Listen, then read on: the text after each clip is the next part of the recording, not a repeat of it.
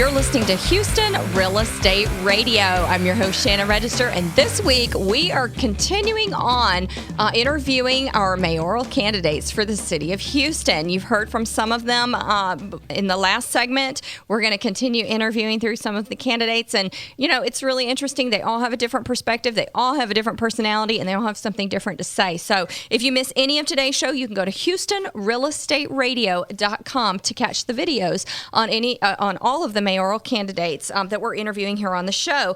This segment, I've got Representative Sylvester Turner. He has been served for 26 years in the Texas House of Representatives, so politics is nothing new to him. Welcome to the show.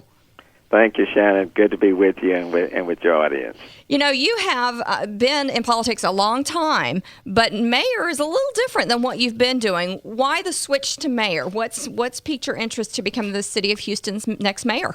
Well, look, this is it's a great city. I'm still very much bullish on Houston. I grew up in the city. I grew up on the north side, went to Klein High School, and then the University of Houston, and then went off to law school. And I came back and I started working at Fulbright and Jaworski. I've been in the legislature for 26 years, but I've been the owner of my business downtown for the past 32 years.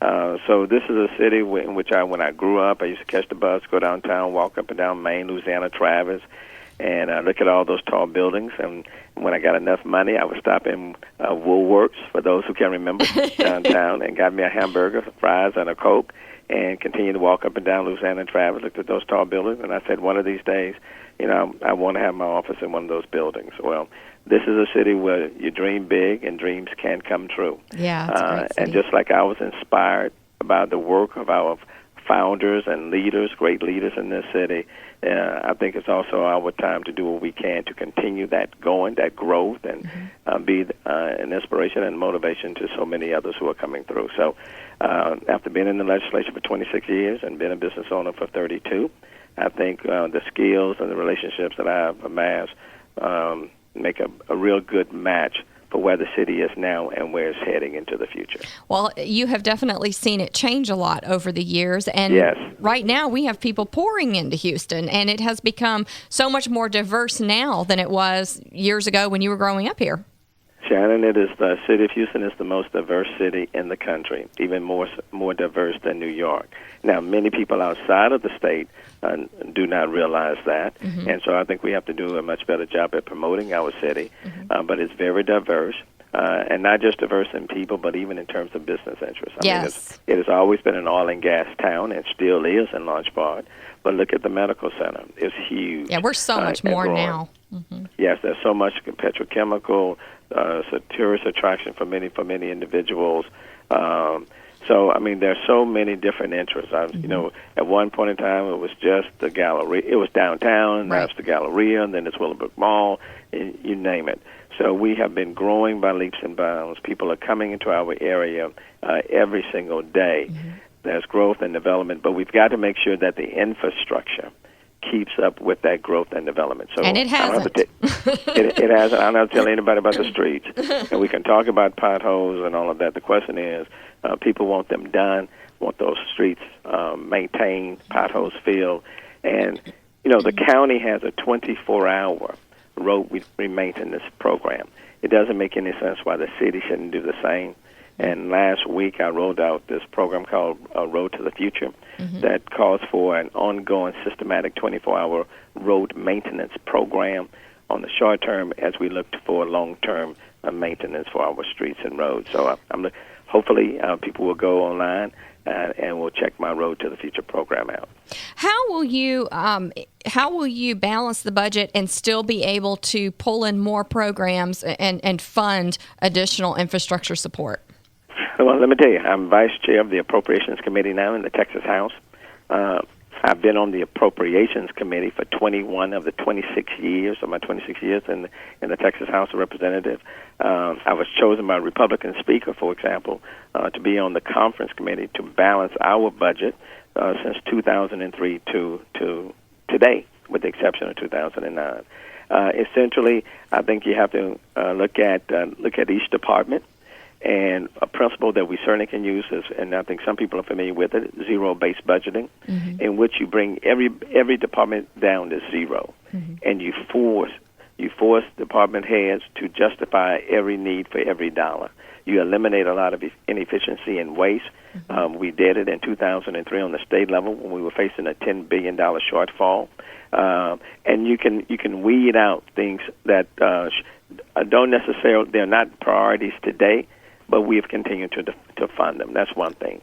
The revenue cap is another structural barrier. The county doesn't have a revenue cap, and it came in place in 2004. Then Bill White, the mayor at the time, 2 years later in 2006, added another $90 million on top of that for public safety. At the very minimum, I think we need to amend the revenue cap to allow additional revenue for public safety or to pay down the debt. Well, public safety is definitely a big issue. Do you think, huge. Will you bring in more law enforcement? Well, I think you have to. We have fewer police officers in the city of Houston than we did, let's say, 10 years ago. And crimes are not being solved. You know that. You got about 20,000 crimes that have already been committed that will remain unsolved. So you have to streamline the department. You have to make sure that those dollars flow down from the administration to the investigation units as well as to the street level. We do need more police. Chicago has twice as many more police as the city of Houston. And that's why the revenue cap, amending the revenue cap to allow dollars primarily for public safety or just to pay down the public debt would help to address our crime problems. And then it doesn't make any sense for the city of Houston to continue to have a crime lab when the county has a crime lab, the Texas Department of Public Safety has a crime lab. I think we need to look at shared responsibility there.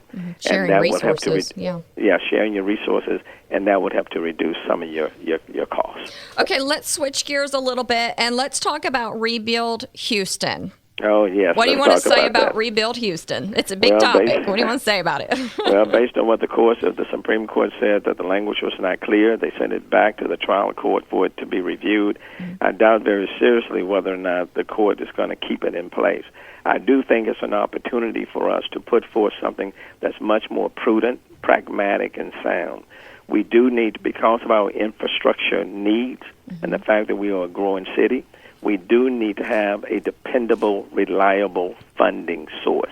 Yeah. Anybody who says otherwise or ignoring the fact that this is a growing city, it's a developing city, there are more people in the city.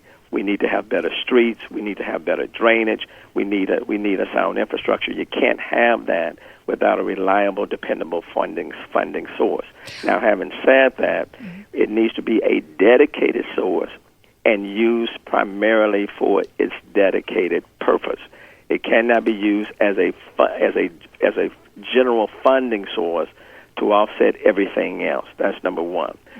We promised the people back in 2010 that we were going to use that for drainage and streets. But right now, it's just like one lump sum of money, and people don't really see the division between drainage, what has been spent on drainage, what amount has been spent on streets, even though sometimes your streets serve as a drainage mechanism, so to speak. And right now, it is a line item in Public Works Department, but it's being used in some sense as a general fund for everything else. So I would like a reliable, dependable funding source. I want it to be a dedicated source used specifically and only for drainage and streets.